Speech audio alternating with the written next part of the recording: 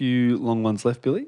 Hello, Nick and Billy. Thank you again for a great episode. I'm going to throw out another film genre for you. I think Jerry Maguire is actually a sports comedy drama. So I love that there's a few people that are in the film bit.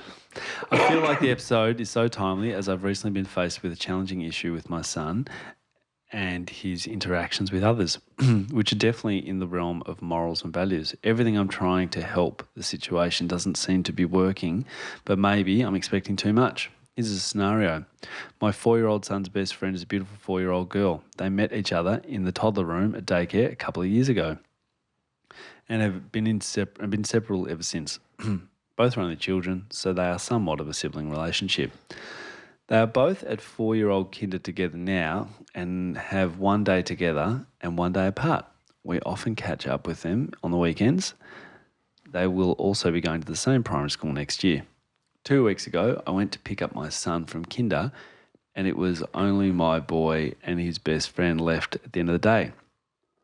Her mum was there chatting with the kindergarten teacher and they brought me into the conversation. During the day, my little boy and his best friend had been playing together with another little boy who happens to be my son's best friend on the day he isn't at kinder. Anyway, he came over to them and asked if he could play with them. Apparently, my son and his best friend both said to the little boy, no, and they did not like him. The kinder teacher is concerned about the level of possessiveness of other children, as well as their inability to include others when they are together. The kinder teacher also spoke to me about how my son likes to play and has described him as a boss of play. When I talked to my little boy about it, he was able to talk about how saying what he said might have been I will start that again.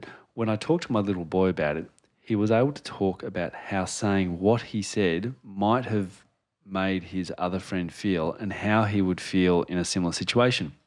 He also talked about how he has 2 best friends and that his female best friend doesn't like it when he plays with others, so it seems he might feel stuck in the middle sometimes. Moral dilemma right there. We have spoken about taking turns during play and listening to others' ideas. From listening to this episode, some of the ideas and associated skills, the beginning of developing morals. So, my questions. How much can I expect from a 4-year-old, almost 5, when it comes to including others and listening to others' ideas? What can I do to assist them through the period and move forward on his moral journey? Some of the things I've been trying to include, he and I are taking turns choosing what we play with.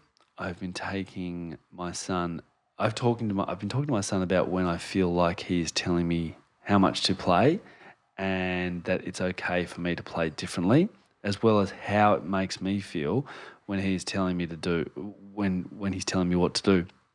I've also been exploring with him about how he might be able to play with both of his friends together.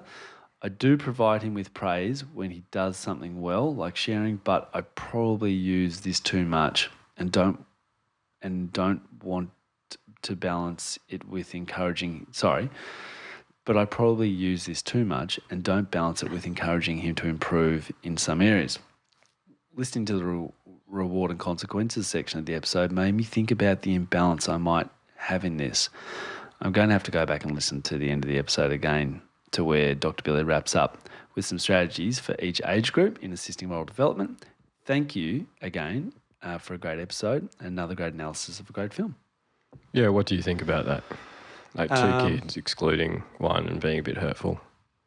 Yeah, it's really tough to hear a kid doing that. I'd find that tough. 2 great parents though. The educator feels comfortable bringing it up with them. Amazing. That's tough to hear. What would you do? One of the girls? I'd probably just provide a couple more opportunities and support them when doing it. So if maybe have that kid over again if you've got the capacity to have the kid to the park and watch them all play together and try and encourage them to make it work a bit more. It's probably what I'd do. Beautiful. How would you do that? Can you give me more on it? I'd just reach out to the other mum. So the 2 are very good at playing together? Yeah. So they don't need any help with that? What do they need help with? I'd get the 3rd kid. Yeah. Yeah. That's what I'm saying. Have the 3 of them go to a park where I'm actually there and help scaffold if I was really worried about it, this parent's obviously worried enough to write an email about it. So, yeah. Yeah. And if they're in Melbourne, when are you available? No, that's what I do.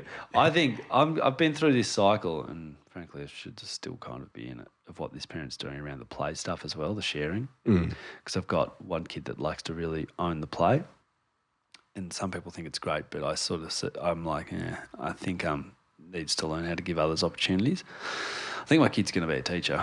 That's what I've actually arrived at, because they like running our class and generally do a really good job and encouraging. They really model hard off their teacher. Yeah. It's beautiful. So that's the thing, isn't it? Like it's a beautiful demonstration of what, with this, you do not want to push down the friendship that they both have. No. You don't want to push down the quality in one of your kids.